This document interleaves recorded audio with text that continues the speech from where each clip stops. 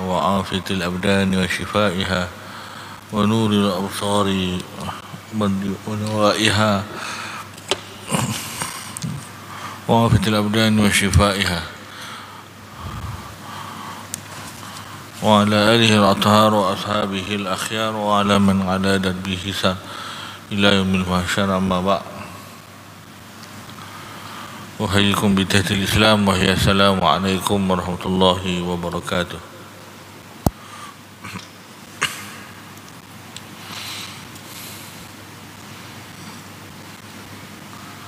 Alhamdulillah, pada malam ini kita menyambung pembacaan akidah orang beriman sampai pada sifat apa? As-sam'u, sifat pendengaran, sifat pendengaran. Fadal. Bismillah. Qala musannifu hafizahullah ta'ala, sifat sama'. Sifat as-sama', pendengaran, ialah suatu sifat yang ada pada zatnya, yang mana dengan sifat tersebut tersingkap semua yang ada mawujud yang dapat didengari dengan singkapan yang berbeza daripada singkapan ilmu dan penglihatan. Allah Subhanahu wa ta'ala maha mendengar segala yang mawujud tanpa bergantung kepada sebarang alat. Ia merupakan sifat yang qadim pada zatnya. Tiada sesuatu pun yang ada yang tidak didengari oleh Allah Subhanahu wa ta'ala, sama ada yang bersuara maupun yang tidak bersuara. Mustahil Allah Subhanahu wa ta'ala pekak tidak mendengar, dan mustahil juga ada sesuatu yang mawujud yang tidak didengari oleh Allah Subhanahu wa ta'ala. Mustahil juga Allah Subhanahu wa ta'ala mendengar dengan telinga, kerana telinga itu suatu anggota kejisiman yang terbatas, sedangkan zat Allah tidak berjisim. Ia, sifat sama ini merupakan suatu sifat yang dapat ditetapkan hanya melalui panduan wahyu Allah Subhanahu wa ta'ala semata-mata. Ini sifat setelah sifat al-hayah, seterusnya ialah sifat al-sam'u. Sifat 11, 12, 13. As-sam'u wal basar wal kalam. Sama', basar dan kalam. Ini tiga sifat yang disabitkan dengan wahyu. Kita tidak mempunyai kemampuan untuk mensabitkan sifat itu dengan akal semata-mata. Kerana sifat pendengaran, sifat penglihatan pada makhluk ialah salah satu daripada sumber ilmu. Salah satu daripada sumber ilmu.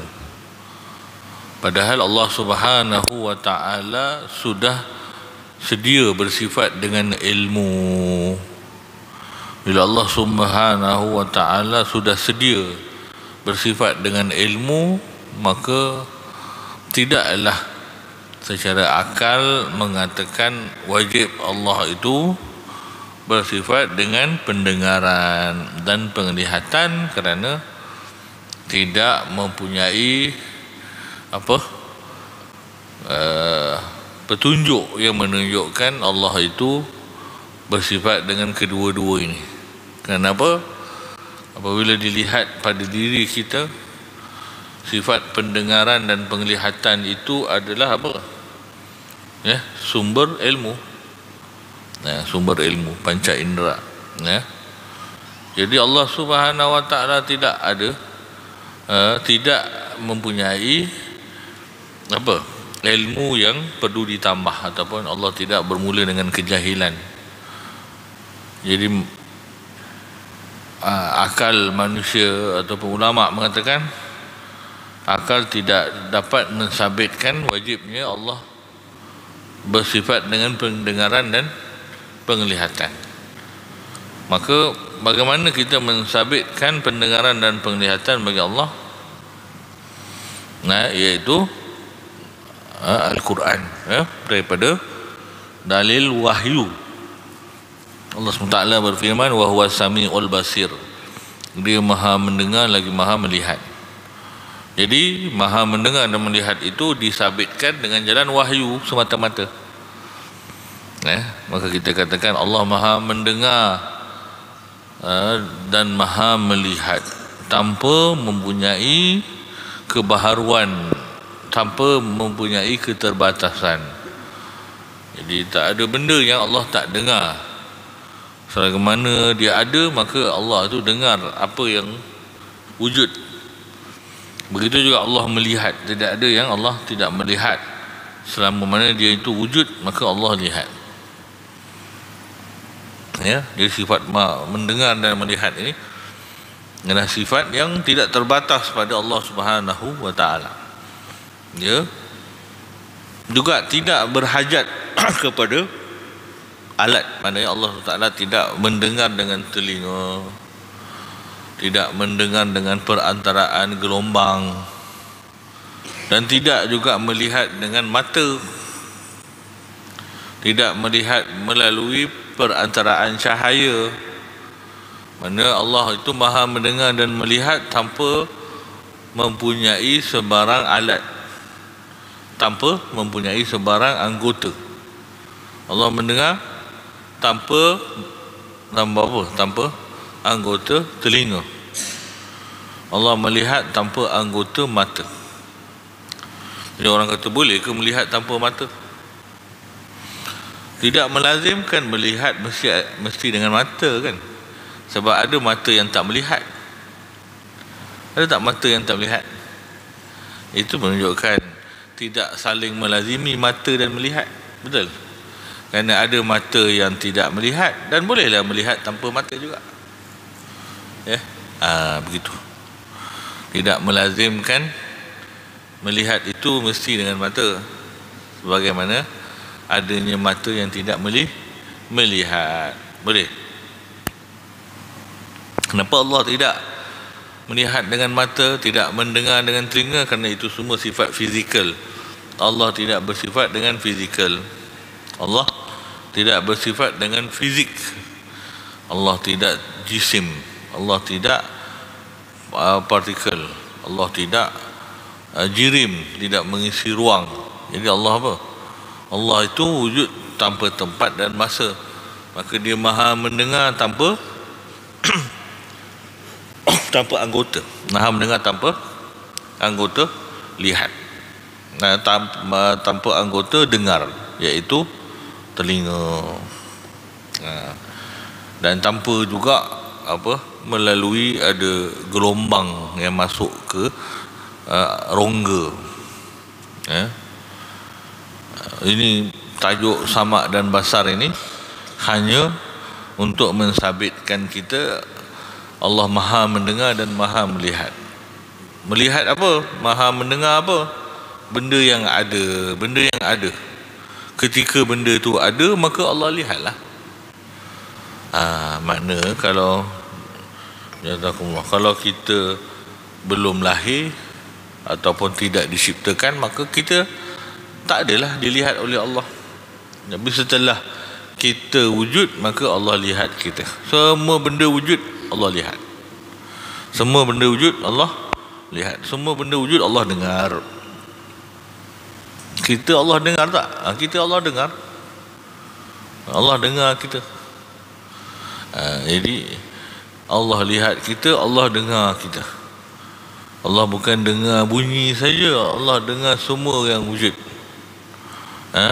Sama ada bunyi ataupun tak bunyi. Waktu dikatakan semua benda boleh dilihat, boleh didengar oleh Allah. Kita bukan semua benda dilihat boleh didengar, betul? Dan bukan semua benda yang didengar boleh dilihat, betul? Kita dengar tak kicauan burung? Dengar kicauan burung? Dengar ke? Kicauan burung dengar? Dengar. Kicauan burung dengar. Kita lihat tak kicauan burung? Lihat tak kicauan burung? Itu para ulama mengatakan Allah selagi mana dia terwujud, Allah dengar kicauan burung dan Allah lihat kicauan burung. Kita lihat tak kicauan burung? Tak lihat. Memang tak lihat lah, jangan terkejut lah. Kita dengar tak? Kita lihat tak warna merah? Kita lihat tak warna merah? Kita dengar tak warna merah? Tak dengar. Allah melihat warna merah, mendengar warna merah. Itu yang ulama yang mengatakan ta'alluq sifat dengar dan lihat ialah wujud. Ta'alluq sifat mendengar ialah benda-benda wujud. Adalah yang bezakan al-masmu' dengan al-mar'iyat tu, tapi saya tak nak pergi khilaf itulah. Ada yang pergi lebih khusus, semua benda yang wujud yang boleh didengar saja.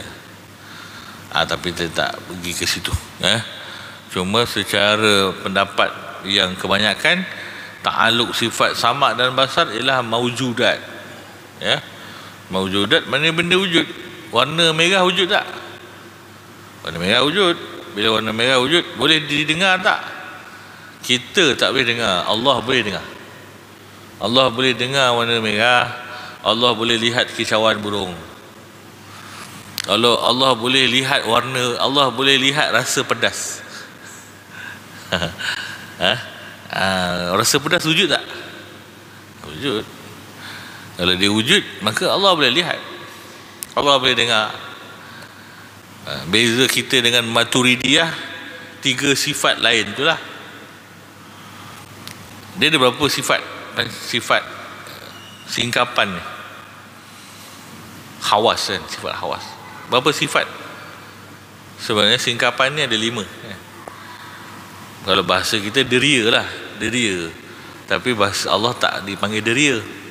Singkapan kita 5 kan.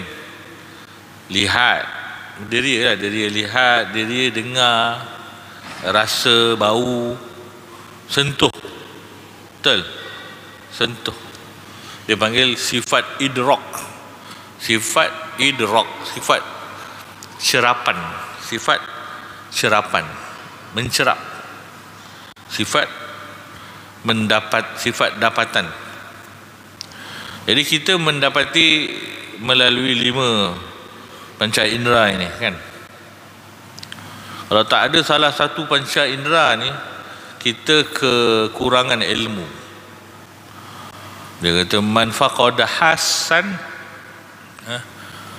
bukan man faqada hissan faqada ilman. Siapa yang kurang satu panca indera, maka dia kurang satu ilmu. Siapa yang tak ada panca indera bau, dia tidak pernah tahu wangi itu macam mana. Betul? Siapa yang tak ada panca indera bau, panca indera lah bau kan. Siapa yang tak pernah ada panca indera bau, maka dia tak pernah tahu wangi itu macam mana. Betul? Siapa yang tak pernah melihat, maka dia tak tahu objek itu macam mana. Betul? Bulat macam mana bulat? Iyalah bulat. Tak, dia kena tengok lah. Bagi bola pun dia tak tahu macam mana, bayang pusing. Dia tak dapat bayangkan bulat tu macam mana. Betul? Dia bolehlah agak-agak. Jadi siapa yang kurang panca indera, kurang ilmu dia kan. Melainkan Allah Subhanahu wa ta'ala. Sebab Allah itu mengetahui bukan melalui bukan melalui panca indera. Allah mengetahui bukan melalui apa? Bukan melalui sifat-sifat tadi tu. Sebelum Allah melihat pun Allah tahu dah bentuk bulat tu macam mana. Sebelum melihat Allah tahu dah bentuk bulat macam mana. Kenapa? Sebab Allah yang ciptakan, macam mana tak tahu pula kan. Allah yang ciptakan bentuk bulat, Allah yang menciptakan indahnya kicauan burung, Allah yang ciptakan kesatnya sesuatu kesat kan. Allah yang ciptakan wanginya sesuatu yang wangi kan. Allah yang ciptakan pedasnya sesuatu yang pedas. Jadi Allah tidak perlukan sifat-sifat idrak tadi, sifat-sifat apa? Serapan. Jadi pendengaran dan penglihatan pun tidak diperlukan untuk asal ilmu bagi Allah, sebab Allah dah maha mengetahui sejak azali. Tapi Allah kata dia maha mendengar dan melihat, maka adalah penambahan bagi ilmu, iaitu singkapan secara melihat dan mendengar. Cuma lagi tiga macam mana? Adakah Allah maha menghidu? Adakah Allah maha menghidu? Of course, maha menghidu tanpa hidung lah, sebagaimana maha mendengar tanpa mendengar telinga. Maha mendengar tanpa telinga, maha melihat tanpa mata. Jadi maha menghidu tanpa apa? Hidung. Maha menghidu tanpa hidung. Maha merasa tanpa lidah, dan maha menyentuh tanpa kulit. Tiga ni yang perbahasan dia. Maha mendengar, maha melihat, confirm, sebab Allah dah sebut wa huwas samiul basir. Allah maha mendengar tanpa telinga, Allah maha melihat tanpa mata. Habis hidu, rasa dan sentuh ni ada tak? Golongan Maturidiyah mengatakan Allah ada tiga-tiga ni. Maturidiyah. Maturidiyah ni cabang ahli sunnah yang lain lah, mengatakan Allah ada lima. Dia panggil sifatul idrak. Sifatul idrak, sifat dapatan. Jadi Allah maha melihat, maha mendengar, maha menyentuh, maha merasa, dan maha menghidu. Maha menghidu. Tapi dalam Al-Quran sebut dua saja kan, melihat dan mendengar. Jadi Asy'ariyah kekal dua saja, maha melihat, maha mendengar. Maturidiyah kata Allah sebut dua tetapi dimaksudkan lima-lima, sebab dia ada satu kaedah itlaqul juz'i wa yuradu bihil kull. Itlaqul juz'i wa yuradu bihi al-kull. Disebutkan sebahagian tapi dimaksudkan keseluruhan. Ada juga disebutkan keseluruhan, dimaksudkan sebahagian. Ni bahasa Arab. Itlaqul juz'i wa yuradu bihil kull. Sama macam Allah SWT mengharamkan dalam Quran, hurrima alaikumul maitata waddam walahmal hinzir. Diharamkan ke atas kalian bangkai, darah, walahmal hinzir, dan daging hinzir. Maknanya selain daging halal tak? Haram juga. Sebab tu orang yang pegang zahir kata daging saja haram, tulang boleh. Bab sup tulang hinzir. Sebab apa? Disebut yang diharamkan walahmal hinzir, daging saja. Tapi kita punya mazhab Syafi'i mana kata ini kaedah dia apa? Itlaqul juz'i wa yuradu bihi al-kull. Disebut sebahagian saja tapi dimaksudkan keseluruhan. Sebahagian saja yang disebut daging hinzir, tapi yang dimaksudkan keseluruhan hinzir haram. Apa disebut sebahagian? Pasal itu yang selalu orang makan. Ghalibnya itu yang orang makan kan. Tapi termasuk semua lah, kalau orang nak makan pun tak boleh, haram. Baik, itu kaedah. Jadi Maturidiyah kata begitu, pendengaran, penglihatan disebut, tapi yang dimaksudkan kelima-lima yang lain juga. Semua sifat yang idrak. Sifat idrak tadi ada 5: dengar, lihat, hidu, rasa dan bau. Tapi Asy'ariyah kata tak, kita kekal kepada 2 saja. Dia kekal pada dua saja. Kenapa? Dia kata kerana pertama tiga tu tak disebut, dan yang kedua, yang ketiga ini, ketiga-tiga ini membawa kepada ittisal, membawa kepada berhubung kepada benda-benda fizik. Melihat boleh dari jauh, betul, mendengar boleh dari jauh, tapi hidu, rasa dan sentuh mesti dekat, mesti ada ittisal dengan benda itu, ada kedekatan fizik. Jadi bila ada kedekatan fizik, tak boleh bagi Allah. Sebab tu hidu, rasa, sentuh itu tidak ada bagi Allah. Kerana apa? Ada ittisal, ada bersentuh ataupun ada kedekatan fizik dengan benda. Kalau melihat boleh tanpa dekat, betul, boleh dari jauh, mendengar boleh dari jauh. Tapi betul juga sekarang ni kan, dua ni saja boleh. Tengok dalam TV kan dari jauh, dengar dalam TV jauh tak? Audio dengan visual je yang boleh kan. Hidu sampai tak? Hidu mana sampai? Kalau kita bakar bukur, masuk tak dia punya hidu dalam live? Tak. Masuk tak? Dia mesti, betul tak? So yang masuk dalam live apa je? Dengar dan lihat. Jadi itu hujah Asy'ariyah daripada dulu lagi, dah membezakan tiga dengan dua ni. Dua tidak perlu masuk dalam alam, tidak perlu bersama dengan dimensi wujud itu. Kita pun boleh tengok ni kan, live ni kan, orang ada dalam ni kan, ada tengok dari sana kan. Tapi akan ada tak satu masa hidu pun boleh sampai? Wallahu alam. Nampak gaya memang tak akan lah. Nampak gaya yang susah. Apa lagi sentuh dari jauh pula. Tak ada kan. VR tu dia tak ada sampai sentuh kan. Dan rasa lagi lah tak ada. Tengok makan, orang makan pedas kan, tengok TV pedas juga, aduh pedasnya kan. Tak ada.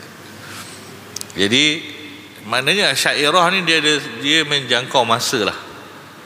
Dia boleh bezakan antara tiga ni dengan dua ni. Betul tak? Cerdas.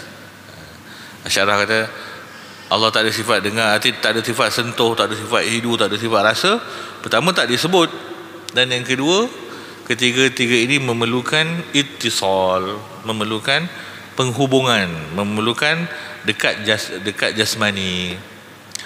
Itu tidak layak bagi Allah. Dan betul akhirnya ketiga-tiga ini memang perlukan kehampiran fizikal. Itu hujah Asy'ariyah. Baik. Fa innakum, tu dalil dia, wa huwa samiul basir, fa innakum la tad'una asamma wala ghaiba. Kamu ini tidak berdoa kepada Tuhan yang tak dengar, pekak, ataupun Tuhan yang tak hadir. Gaib ni tak ada lah, tidak hadir. Tuhan sentiasa hadir. Walakin tad'una sami'an, Tuhan yang maha mendengar, basira, dan maha melihat. Baca juga sifat basar itu sama sebenarnya. Sama dan basar ni punya perbahasan. Betul. Sifat basar penglihatan ialah suatu sifat yang ada pada zatnya, yang mana dengan sifat tersebut tersingkap semua yang ada, yang mawujud, yang dapat dilihat dengan singkapan yang berbeza daripada singkapan ilmu dan pendengaran. Artinya Allah Subhanahu wa taala Maha melihat segala yang wujud tanpa menggunakan mata, serta tanpa sebarang kelaziman baharu dan keterbatasan. Ia melihat tanpa sebarang alat. Sebab sifat sama dia tidak boleh berhajat lah, sebab dia mesti bersifat tidak berhajat kepada sesuatu. Kalau Allah ada mata, maknanya sifat melihat itu berhajat kepada mata? Tak ada. Dan mata itu fizik, Allah tidak ada fizikal, dan tidak juga berhajat kepada cahaya. Tidak berhajat kepada cahaya. Kita mata ada pun cahaya tak ada, tak nampak tak? Kan? Mata cerah macam mana pun, mata macam mana pun, tapi kalau tidak ada kehadiran cahaya, tidak lihat. Jadi Allah mata pun tidak perlu, cahaya pun tidak perlu. Dekat mana, jarak pun tidak perlu. Allah tak ada melihat jauh ke dekat. Tak ada. Sebab Allah tidak wujud secara dimensi. Tak ada yang jauh daripada Allah, tak ada yang dekat, dan tidak ada yang menghalang pandangan Allah. Kita kan kalau tertutup je dengan satu benda, dah tak nampak di belakang. Semua sifat melihat kita itu tak ada pada Allah. Melihat kita terbatas. Sejauh mana je kita nampak, sejauh mana yang kita nampak lah. Allah tak ada sejauh mana, tak sejauh mana, semua nampak. Kemudian Allah SWT tidak memerlukan kehadiran cahaya. Kemudian Allah SWT juga melihat apa dia? Tak ada besar, tak ada kecil, semua sama, nampak. Tak ada yang besar lagi jelas, yang kecil kurang jelas, tak ada. Nampak gunung sejelas-jelas nampak semut. Nampak gunung bukan sejelas-jelas nampak semut, sejelas-jelas nampak kuman kan? Tak ada yang sejelas-jelas nampak jin dan malaikat. Kemudian pandangan Allah, penglihatan Allah Subhanahu wa taala itu apa dia? Tidak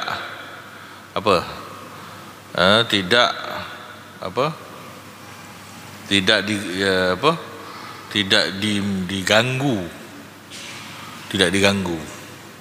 Contoh Imam Ghazali syarah dalam kitab Al-Munqis minad Dhalal, bagaimana kita terlalu menggunakan panca indera kita.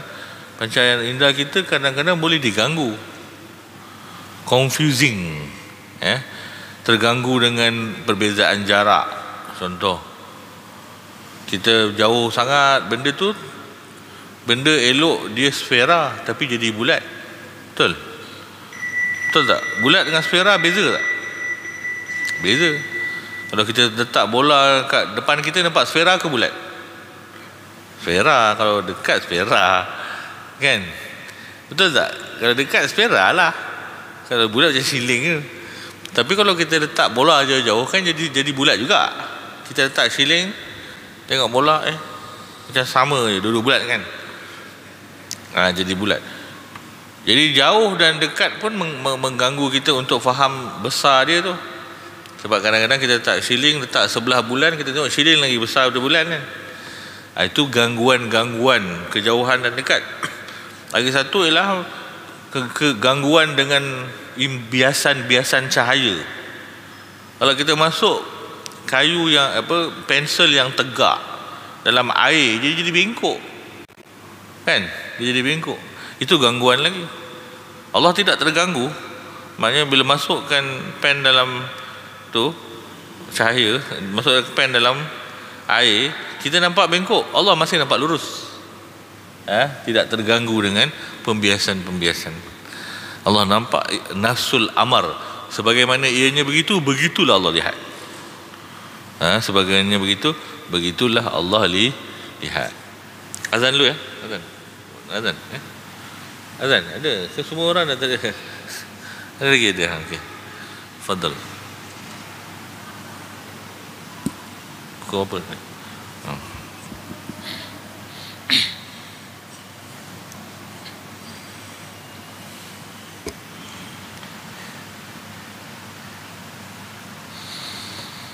Allahu Akbar, Allahu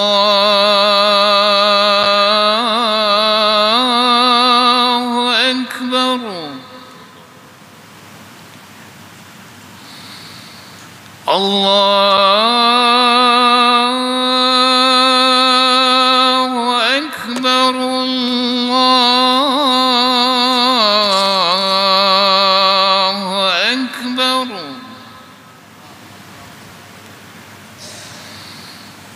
أشهد أن لا إله إلا الله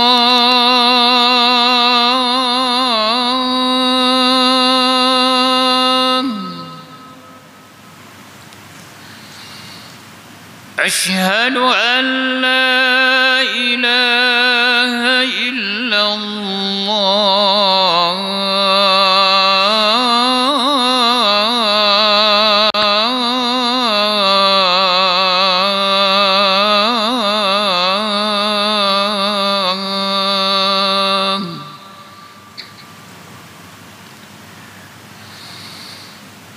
أشهد أن محمدا رسول الله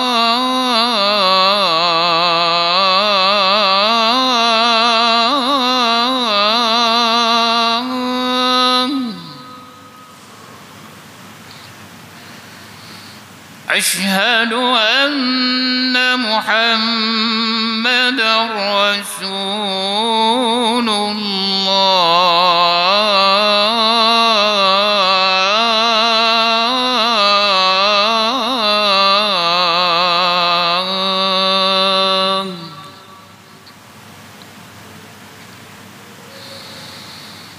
حي على الصلاة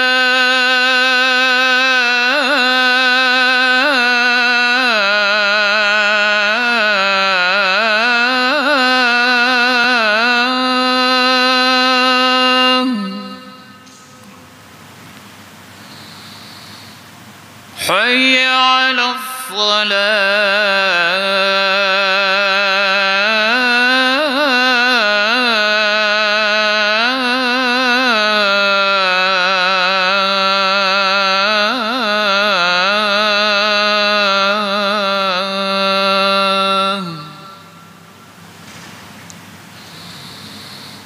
حي على الفلاح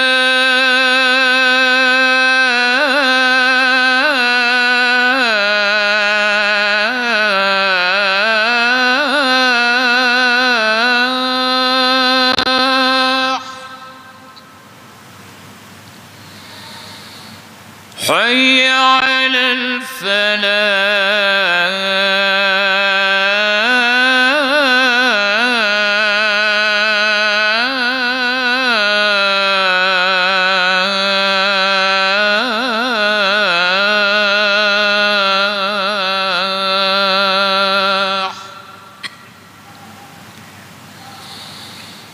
الله أكبر الله أكبر لا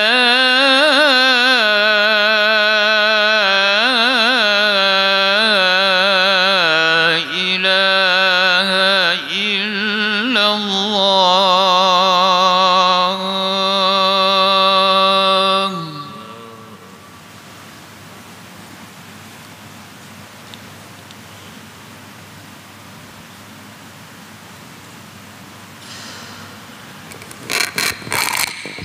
Benar, sambung.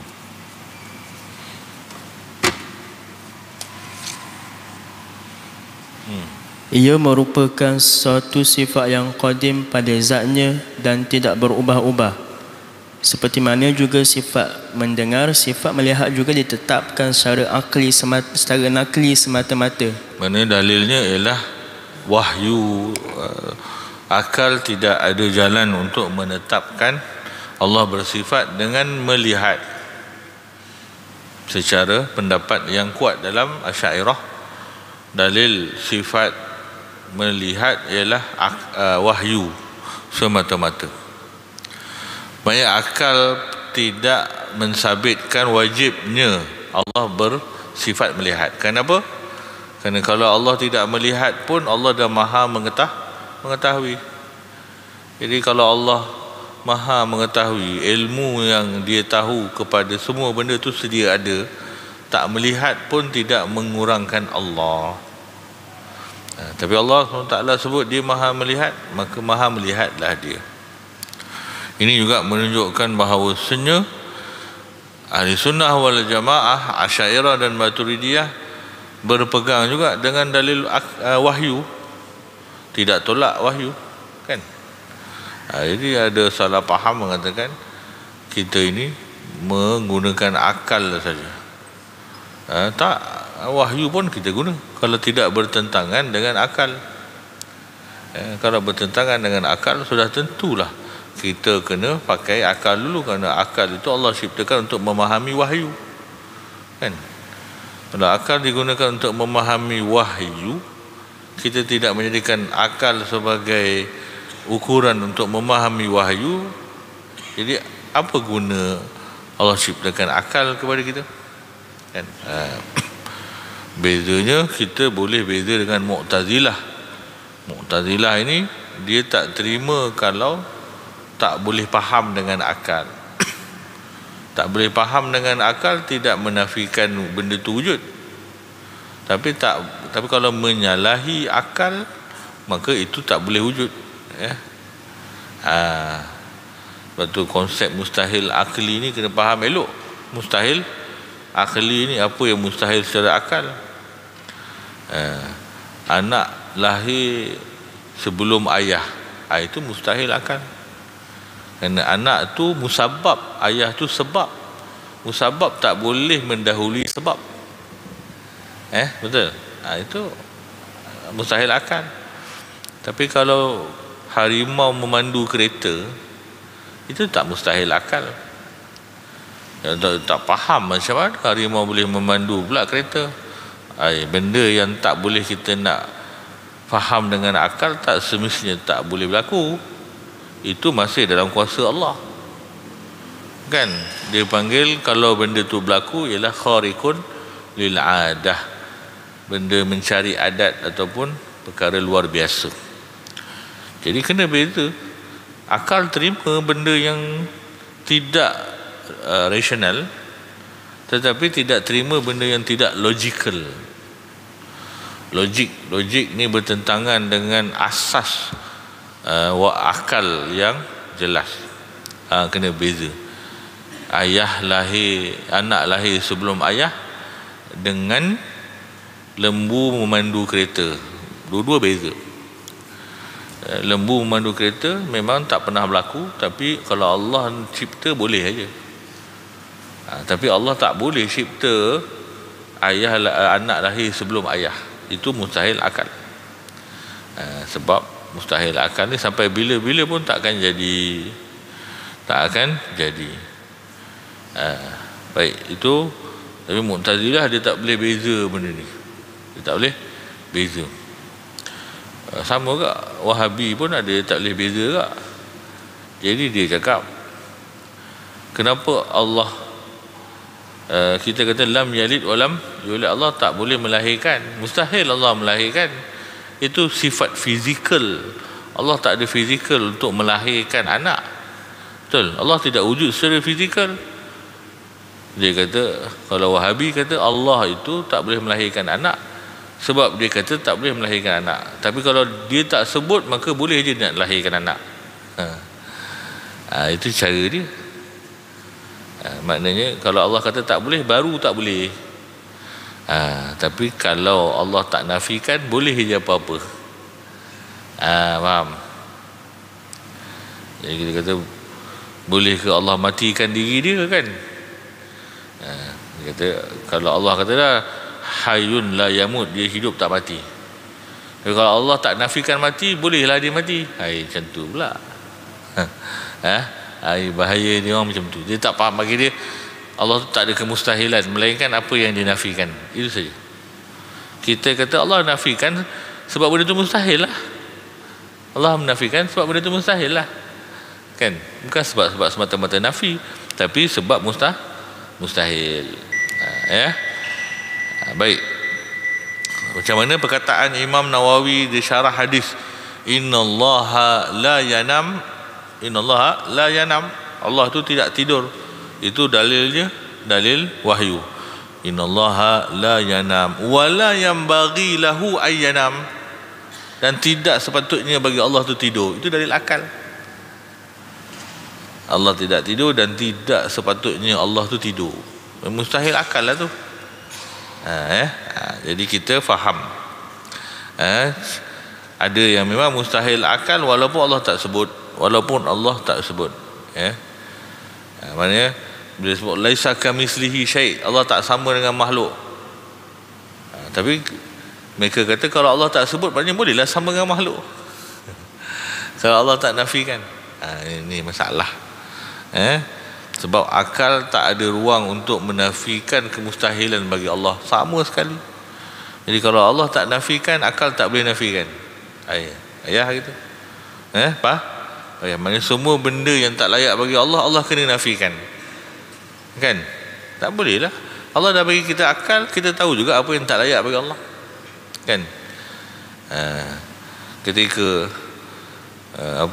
Nabi Ibrahim alaihissalam disuruh untuk sembah berhala kan. Jadi Nabi Ibrahim pakai akal aja.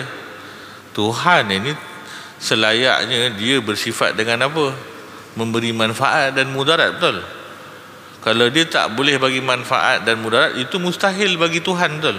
Maka dia bukan Tuhan. Jadi bila dia kata, wahai Ibrahim, kau sembahlah ni berhala ni, dia kata, kenapa aku nak sembah yang tak boleh bagi manfaat dan tak boleh bagi mudarat? Nabi Ibrahim tak kata Allah SWT berfirman dia beri manfaat. Tak perlu pun. Tak perlu firman Allah pun. Akal sudah memadai, Tuhan mesti boleh bagi manfaat dan mudarat. Kan? Jadi kita faham apa yang wajib, apa yang mustahil. Dengan akal pun sebahagiannya sudah mendapat kebenaran tentang hakikat ketuhanan. Cuma sifat pendengaran dan penglihatan dalilnya ialah wahyu. Baik. Lalu kita dengar pelik. Bila mereka boleh mengatakan kalau Allah tak nafikan, maknanya benda tu boleh berlaku. Pernah dengar tak? Kata kalau Allah tak nafikan, maknanya bolehlah Allah ada pasangan. Kan? Bahaya. Maknanya benda tu hanya kerana Allah nafikan, bukan kerana benda tu mustahil. Kita boleh terima ke? Kalau Allah tak nafikan Allah ada anak, maka bolehlah Allah ada anak. Dia kata Allah Maha berkuasa. Kalau dia nak anak, adalah anak. Kan? Ini konsep mereka yang tak faham kemustahilan Tuhan. Tak faham kemustahilan Tuhan. Jadi mereka, kalau Allah nak ciptakan isteri bagi dia, apa salah? Itu tidak faham. Tauhid itu ialah wajib. Tauhid itu keesaan Allah itu wajib. Keesaan ketuhanan itu wajib. Bukan kerana Allah nak memilih dia Maha Esa. Kalau Allah nak ciptakan sekutu bagi dia pun boleh. Itu bahaya. Bahaya. Betul kita masukkan tak dalilnya akal. Mustahil Allah tu ada sekutu tu akal. Wajib bagi Allah tu Maha Esa. Kalau ada sekutu mustahil. Dia kata kalau ada sekutu, kalau Allah nak sekutu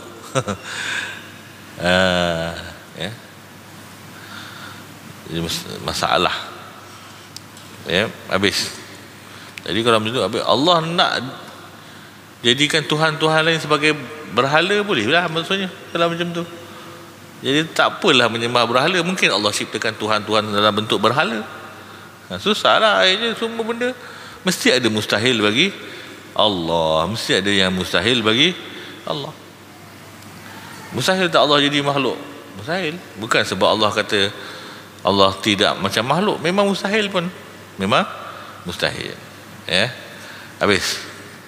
Jadi kesan keimanan kesan keimanan tentang sama' dan basar kepada kehambaan.